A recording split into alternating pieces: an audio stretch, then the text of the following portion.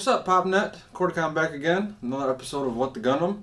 What you see here is just my latest builds, last week and a half or so. You did see the Ale Strike in the last episode, but he did not have his Ale Strike pack and shield and the weapon, so got him done. He looks fantastic. He went together perfect. No issues, no stress marks, no breakage, no nothing. Unicorn. I can't remember if I showed that off in the last show, but I did get him built. Looks fantastic. I mean, this is a beast of a kit. And for the 1/144 scale, he's pretty big. He's about a half an inch taller than normal Gundam height. Looks great. And then you've also got the Age FX. This comes from the Age cartoon TV show. Wow. This thing was just so much fun to put together. You got his nice ring, his stand, everything comes. This massive BFG comes along with him. And yeah, I mean, all the funnels, the green, translucent, it looks really good with the color scheme. And the legs, they honestly have a type of internal frame that I've never seen on a high grade. So it's really nice. Another little addition to the pack here is, like I said in my review on my channel, that we do have the Ale Striker, or the Sky Grasper add-on, which is this. There's a couple other accessories. He's not quite built all the way yet. I will be reviewing him shortly.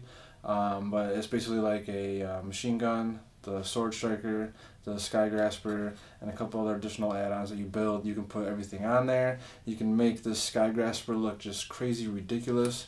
But like I said, I do have the sword built, and the sword looks fantastic. There's a nice effects bit right there. But, you know, just a little quick of what I've got going on in my week of Gundam building. And I'd really like to hear what you guys are doing in the comments below. I mean, either shoot me a comment, find me on Facebook, Twitter. But basically, this show, I wanted to talk about just panel lining, and I debated, going over, pin panel lining with like markers and pins, and paint panel lining, and I debated doing them both in the same episode, and I decided I don't want to do that because you can have enamel paints, you can have acrylic paints, you can have you can do oils, you can do all types of different paint that you can use for your panel lines.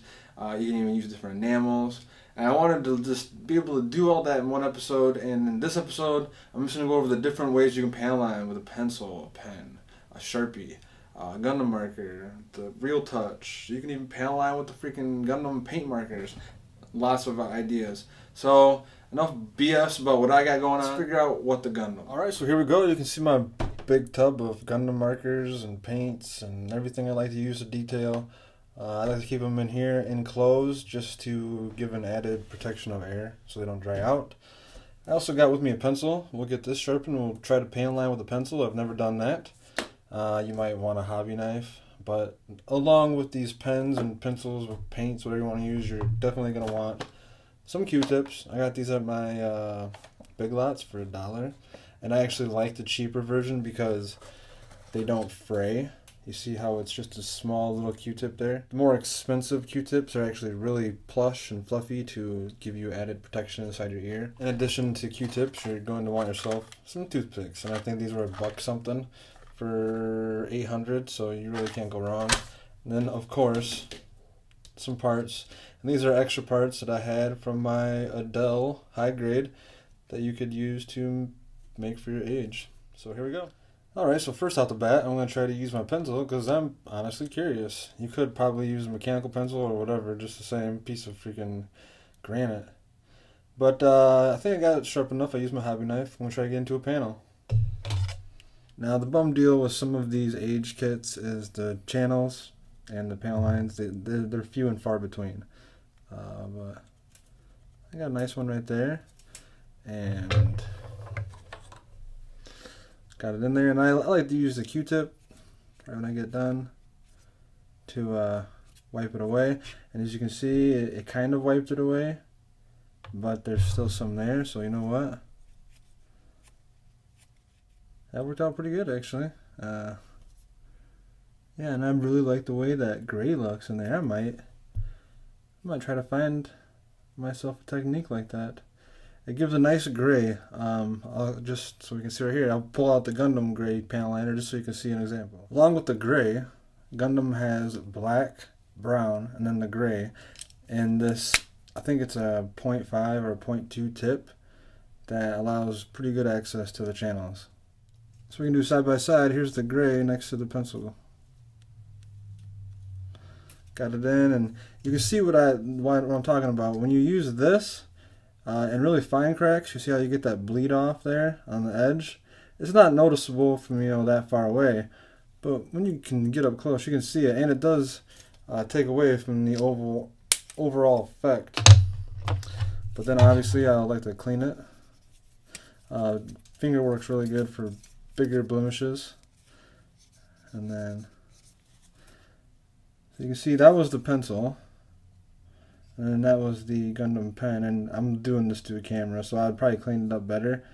But there's really not much of a difference. While we're at it, I got this Real Touch gray that you can also use to panel line, and we'll do that, and we'll do another comparison. Alright, so we'll use down here for the Real Touch gray.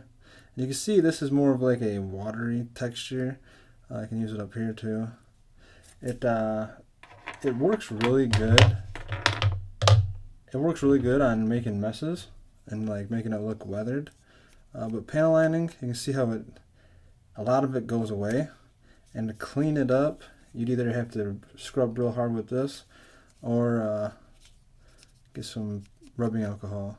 It does a good job though. I mean, there's added benefits to each one of these techniques. And if you got yourself a Gundam marker pack, they call Gundam lining marker, and this is black, so it's a little different color than these ones, but the gray is very light.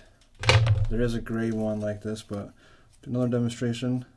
And this is my least favorite of all of them. I usually just use the very fine tip Gundam marker.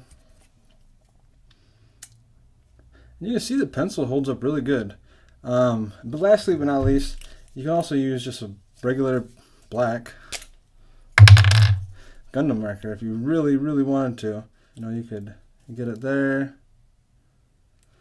Got it in that panel line. This might wipe it up a little, I guess. I don't know. Never really tried it. That, and this is where a Q-tip would come in. Now keep in mind these are all fast demonstrations, but you can see, even if you were to use a Q-tip,